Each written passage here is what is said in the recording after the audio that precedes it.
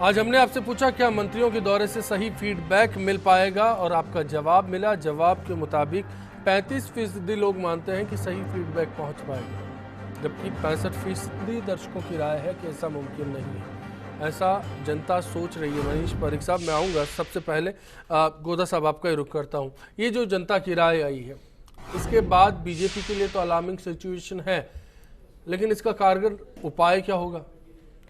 देखिए, मैंने शुरू से आप मंशा की बात कर रहे थे, मैं अब फिर वही वाली बात कह रहा हूँ। उपाय निश्चित रूप से देखिए, आप क्यों कर रहे हैं इसका मंतव्य स्पष्ट होना चाहिए। आप सिर्फ दिखावे के लिए कर रहे हैं, कोई नतीजा नहीं निकलेगा। लेकिन यदि आप वास्तव में सीरियस हैं, आप ये जानना चाहते हैं कि हम कहाँ खड़े हैं, तो मुझे लगता है कि ये सबसे अच्छी एक्सरसाइज है जो कि कांग्रेस अब तक नहीं की थी जी। कांग्रेस की पिछली सरकार का समय आपको ध्यान हो तो कांग्रेस की हर मीटिंग में एक सवाल ही उठता था और उनके पदाधिकारी उठाते थे कि साहब कार्यकर्ता की सुनवाई नहीं हो रही, कार्यकर्ता को पूछ नहीं रहे, मंत्री आते हैं तो कार्यकर्ताओं से मिलते नहीं हैं। मुझे लगता है कि ये जो शिकायत थी वो अब की बार बीजेपी ने किसी न किसी तरीके से दूर करने की कोशिश की। अब इसका नतीजा क्या निकलेगा ये तो चुनाव के समय पता चलेगा, क्योंकि चुनाव के आखिरी के 6 महीने साल भर वो बड़ा इंपॉर्टेंट होता है।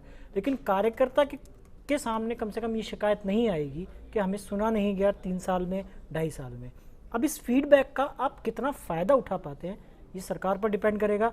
और फिर वही मंशा की बात आती है कि सरकार की मंशा यदि वास्तव में कार्यकर्ता की सुनवाई करने की और जनता के दुख दूर करने की है तो इस फीडबैक के बहुत अच्छे नतीजे आ सकते हैं, क्योंकि समय भरपूर है अपनी गलतियां सुधारने के लिए। भंवर सिंह जी, क्या उम्मीद है राजस्थान को सरकार से फिलहाल? देखो, ये सरकार जो है ना, इसको पूंजीपति लोग चला रहे हैं और जन कल्याणकारी सरकार है नहीं। सरकार अगर वास्तव में काम कर रही हो ना तो ये इतनी नोटंकियां करने की आवश्यकता नहीं है। जो हमारी सरकार काम कर रही है त्रिपुरा में 25 साल से, हमारा सीएम पैदल घूमता है, कोई सुरक्षा की भी जरूरत नहीं है उसको, क्योंकि आम आदमी उसके साथ में है। ऐसे में ना यहाँ पर हालत ये है कि इतनी पुलिस है कि मंत्रियों के पीछे चल रही है कि उनको डर है कि ठोक ना दे मंत्रियों की, हालत ये हो रही है। तो जहाँ जनता का अगर आपके साथ में संबंध ठीक नहीं है तो आप वैसे ही समझ सकते हैं कि आपके साथ जो है विश्वास नहीं है। अगर विश्वास हो तो फिर दिक्कत ही कहाँ है? और ये इतना प्रचार प्रसार ये करने की, अगर आप काम करोगे तो सब बोलता हो। तो अगर आप थाली में घी डालोगे ना तो दिखेगा कि घी डला हुआ है, आप उसमें पानी डाल रहे हो तो दिख ही रहा है पानी डला हुआ है। जनता को आप यहाँ विधानसभा में बैठ के तो मार रहे हो। श्रमिक के खिलाफ कानून आपने यहाँ पास कर दिया, किसान के खिलाफ आपने यहाँ विधानसभा में 1 सेकंड में कानून पास कर दिया, स्कूलों को बंद करने का कर दिया आपने। मनीष जी आऊंगा। स्कूलों को बंद करने का कर दिया, किसानों के खिलाफ कानून पास कर दिया, जमीन अधिग्रहण का कहाँ कर दिया ना। अरे कमाल करो, किसानों के खिलाफ ही और किसके पक्ष में? किसानों के क्या? चलिए घनश्याम मेयर साहब, मैं आपके पास में आज रोडवेज को बंद करने का ये काम कर रहे हैं, लोक परिवहन सेवा को चला रहे हैं, वो क्या जनता को सुविधा देगी? चलिए बिल्कुल घनश्याम मेयर साहब, कांग्रेस क्या उम्मीद कर रही है सरकार से? देखो साहब, कांग्रेस तो ये उम्मीद करती है कि जनता के काम होने चाहिए।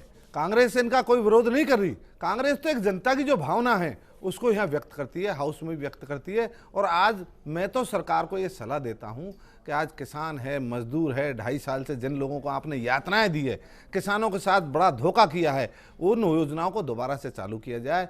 किसानों की जितनी भी योजनाएं थी, किसान हितों की जितनी भी योजनाएं थी, उनमें 60% 70% तक कटौती इन लोगों ने की है। जो अनुदान किसानों को मिलता था वो पूर्णतः इन लोगों ने बंद कर दिया है इस सरकार ने। तो ये किसान के साथ बहुत बड़ा धोखा हुआ है। किसानों के लिए ये कहते पेड़ पे लटक के मर गया, ये तो ये हो गया, किसान खुदकशी कर रहा है, तो उनके लिए कुछ इस तरह के शब्द सरकार ने काम में लिए। क्या मनीष पारीक साहब इस मंच से ये वादा आप कर सकते हैं मजदूरों की जो हालत है, किसानों की हालत है, जो मिल रहा है फील्ड से, उस पर सीधा अमल करेगी और तुरंत करेगी, अब इंतजार नहीं? जो फीडबैक अमल के लिए ही हो रहा है, और उसका कारण यह है कि भ्रम में रखने से न तो बीजेपी को फायदा है न जनता को फायदा है।